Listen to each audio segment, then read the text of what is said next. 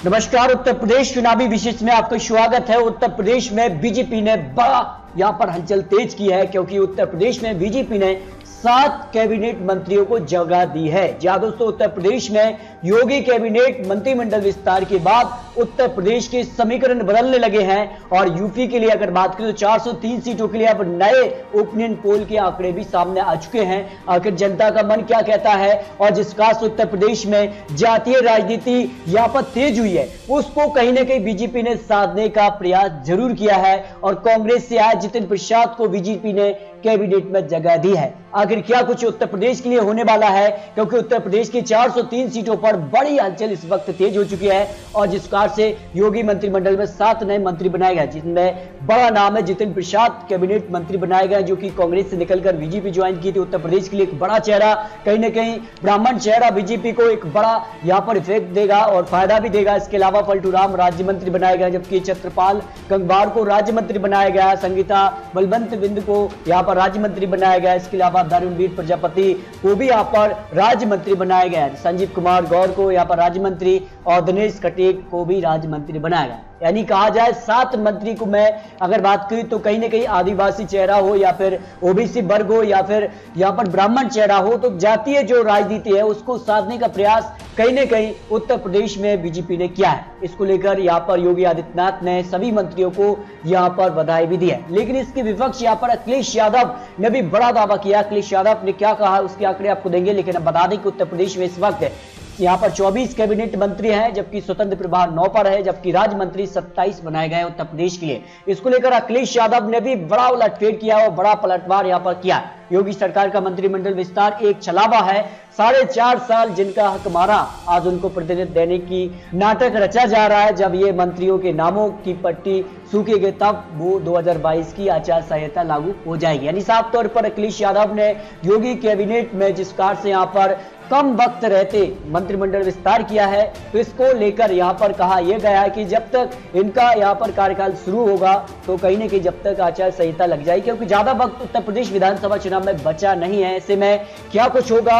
और यहां पर अजहरुद्दीन ओवैसी ने तो दावा किया है कि कहीं ना कहीं वो समाजवादी पार्टी या फिर मायावती या फिर कांग्रेस को वोट ना देकर मुस्लिम वोट कहीं ना कहीं अजहरुद्दीन ओवैसी के जो यहाँ पर कैंडिडेट होंगे उनको टिकट दे सके कि आप कहीं ना कहीं अजहरुद्दीन ओवैसी भी चुनावी रणनीति खेल रहे हैं। लेकिन अखिलेश यादव इस बार दावा कर रहे हैं कि छोटे दलों के साथ मिलकर सरकार बनाने का दावा कर रहे हैं। तो क्या बड़े काम के होंगे छोटे दल, क्योंकि 2022 के लिए किंग मेकर की भूमिका में आ सकते हैं और यह माना जाता है कि दिल्ली की सत्ता उत्तर प्रदेश से ही होकर जाती है। ऐसे में उत्तर प्रदेश विधानसभा चुनाव बीजेपी के दृष्टिकोण से सबसे महत्वपूर्ण राज्य हो जाता है। लेकिन बीजेपी को कहीं ना कहीं शिवसेना भी यहां पर कुछ हलचल तेज कर सकती है। अगर वो सभी सीटों पर अपने प्रत्याशी उतारती है तो फिर बीजेपी को यहां पर नुकसान भी हो सकता है, क्योंकि शिवसेना ने यहां पर दावा किया है कि वो उत्तर प्रदेश विधानसभा चुनाव में अपने कैंडिडेट उतारेगी। कितने कैंडिडेट उतारेगी ये तो आने वाला वक्त ही बताएगा। लेकिन उत्तर प्रदेश के सारे समीकरण आ चुके हैं और कोरोना काल हो या फिर यूपी विधानसभा में कौन सी पार्टी जीत सकती है, योगी सरकार के जो 4.5 साल हुए हैं उसमें कैसा कामकाज रहा है कांग्रेस की लिए, यहाँ पर प्रियंका गांधी यहाँ पर क्या कुछ कर पाएंगी, अखिलेश यादव आखिर क्यों दावा करें कि इस बार उनकी सरकार बनेगी, इन सारे सवालों के जवाब आपको इस वीडियो में देने वाले हैं। क्या योगी का यहाँ पर जो बंटवारा है उसको लेकर, क्योंकि माना यह जाता है कि यहाँ पर उत्तर प्रदेश को यहाँ पर पश्चिमी उत्तर प्रदेश, आंध्र प्रदेश और पूर्वांचल और बुंदेलखंड में बांटा है। ये सही है, अच्छा कहते हैं 52%, बुरा कहते हैं 40%, कह नहीं सकते, ऐसे 2% लोग आ जाते हैं। अब देखिए यहाँ पर कोरोना काल में यूपी सरकार के लिए जो योगी सरकार रहे हैं उस पर किस प्रकार का कामकाज रहा है, क्योंकि जिस प्रकार के उत्तर प्रदेश में यहाँ पर कोरोना काल रहा था उस वक्त जिस प्रकार का माहौल बना था उससे कहीं ना कहीं जो यहाँ पर इससे कोरोना से ग्रसित लोगों को जरूर यहाँ पर नुकसान हुआ था और कहीं ना कहीं उनके परिजन थे वो थोड़े से परेशान जरूर देखे। तो क्या इसका असर देखा जाएगा चुनाव में, किसान आंदोलन कितना बड़ा होगा, ये सारे सवालों के जवाब आपको देंगे। बहुत अच्छा कहते हैं 15%, अच्छा कहते हैं 48%, खराब कहते हैं 12%, बहुत खराब 24% लोग ये कहते हैं कि कोरोना काल में यूपी सरकार का कामकाज खराब रहा है, कह नहीं सकते, ऐसे 2% लोग आ जाते हैं। अब देखिए योगी सरकार में कैसा अनुशासन, बहुत अच्छा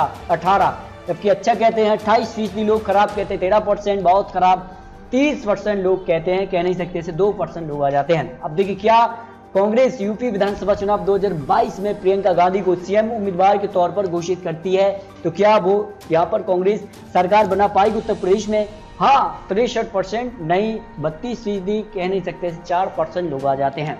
यानी फायदा जरूर हो रहा है कांग्रेस को उत्तर प्रदेश विधानसभा चुनाव के लिए प्रियंका गांधी को मुख्यमंत्री के तौर पर यहां पर घोषित करने पर, लेकिन सरकार के आंकड़े तक पहुंचेगी कांग्रेस, इसके भी आंकड़े आपको देने वाले हैं। यहां पर यूपी विधानसभा चुनाव 2022 में कौन सी पार्टी जीत सकती है, सबसे ज्यादा उम्मीद जीतने की किसकी लगाई जा रही है? क्योंकि पंचायत चुनाव हो या फिर जो पंचायत चुनाव अध्यक्ष चुनाव हुआ था उसमें बड़ा उलटफेर हुआ था। हालांकि पंचायत निकाय चुनाव में यहां पर समाजवादी पार्टी ने यहां पर बाजी मारी थी, लेकिन जो पंचायत चुनाव अध्यक्ष थे उसके लिए जरूर बीजेपी ने यहां पर बड़ा उलटफेर किया था। बीजेपी को 40% लोग मान रहे हैं कि 2022 में बीजेपी जीत सकती है। समाजवादी पार्टी को 31%, बीएसपी को 4%, कांग्रेस को 13%, अदर के लिए 2% लोग ये मानकर चल रहे हैं कि वो यहाँ पर मुख्यमंत्री बन सकता है उनकी पार्टी का। देखिए योगी सरकार ने पिछले 5 सालों में यूपी में कैसा कामकाज किया है, क्योंकि योगी सरकार तो लगातार उत्तर प्रदेश में विकास की गंगा की बात करते हैं कि विकास की गंगा वही है, लेकिन जमीनी हकीकत पर लोग क्या कहते हैं, लोगों का सोचना क्या है? 120%, 69% और 20 से 40% लोग 9% ऐसे हैं जो कहते हैं कि हाँ उत्तर प्रदेश में काम हुआ है। 40 से 60% 6% है, 60 से 80% 8% और 80 से 100% 9% लोग।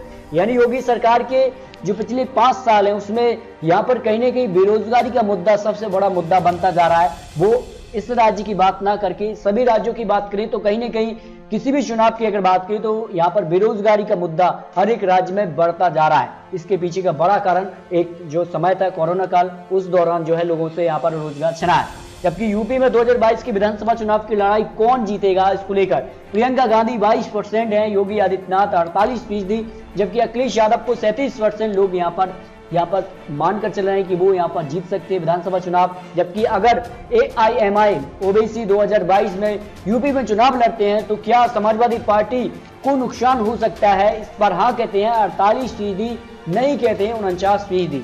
अगर आपको बता दें कि उत्तर प्रदेश विधानसभा चुनाव के लिए अखिलेश यादव के लिए कहीं ना कहीं मुस्लिम वोट सपोर्ट करते आए हैं। 19 से 20% यहाँ पर मुस्लिम वोटर हैं और ऐसे में अगर अजहरुद्दीन ओवैसी चुनावी मैदान में उतरते हैं तो इसका नुकसान समाजवादी पार्टी को सबसे ज्यादा होने की संभावना लगाई जा रही है। क्योंकि यहाँ पर बात करें तो यहाँ पर समाजवादी पार्टी हो या फिर मायावती जी हो या फिर कांग्रेस, यहाँ पर अजहरुद्दीन ओवैसी चुनावी मैदान में उतरते हैं तो इससे जो है मुस्लिम वोट बंटने की संभावना रहती है।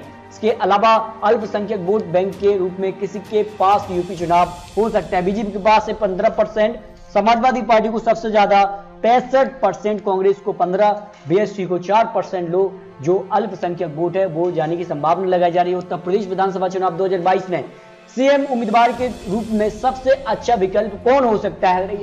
यहाँ पर अखिलेश यादव को 33%, जबकि योगी आदित्यनाथ को 47% लोग मान रहे हैं, मायावती जी को 4% लोग यहाँ पर सीएम के तौर पर देखना चाहते हैं। जबकि अगर बात करें उत्तर प्रदेश विधानसभा चुनाव 2022 में कुल 403 सीटें आती हैं, लेकिन 403 सीटों में से 400 सीटों का दावा समाजवादी पार्टी ने किया है, जबकि बीजेपी 350 सीटें जीतने का दावा कर रहे हैं। अब इसके दावे में कितनी सच्चाई है इसके आंकड़े भी आपको यहां पर दिखाते हैं, जो एक्सपर्ट और ओपिनियन पोल के आंकड़े उत्तर प्रदेश विधानसभा चुनाव 2022 को लेकर निकलकर सामने आए।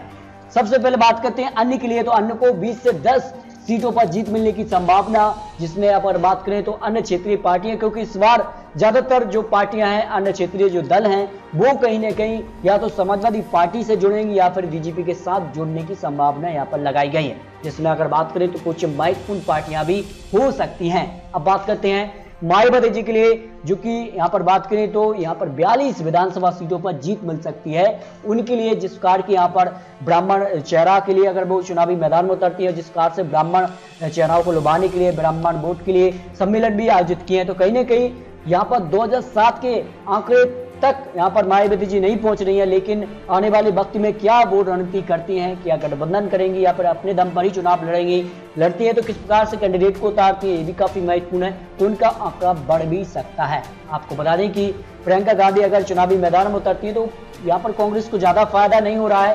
हालांकि 2017 विधानसभा चुनाव से कुछ सीटों का फायदा है, लेकिन 15 ही विधानसभा सीटों पर जीत मिलने की संभावना उत्तर प्रदेश चुनाव में लगाई जा रही है। यानी कांग्रेस को ज्यादा फायदा उत्तर प्रदेश में मिलता नजर नहीं आ रहा है। और कहीं ना कहीं जो मुस्लिम वोट बैंक है उसमें भी बिखराव देखने को मिल रहा है। इसके अलावा बीजेपी की बात करें तो बीजेपी को 403 सीटों में से यहां पर 200 सीटें मिलने का अनुमान यहां पर लगाया जा रहा है। यानी उत्तर प्रदेश विधानसभा चुनाव में बीजेपी को 200 सीटें मिल सकती हैं। यानी उत्तर प्रदेश में सबसे बड़ी पार्टी एक बार फिर से बीजेपी बनती नजर आ रही है। लेकिन नई चाल जरूर चली है कि नया मंत्रिमंडल विस्तार चुनाव के एन वक्त, और क्या ये बीजेपी का आंकड़ा बढ़ा पाएगा? क्या बीजेपी को भी संकेत मिल चुके हैं कि बीजेपी में ही कुछ नया हो सकता है? क्या होगा ये तो आने वाला वक्त ही बताएगा।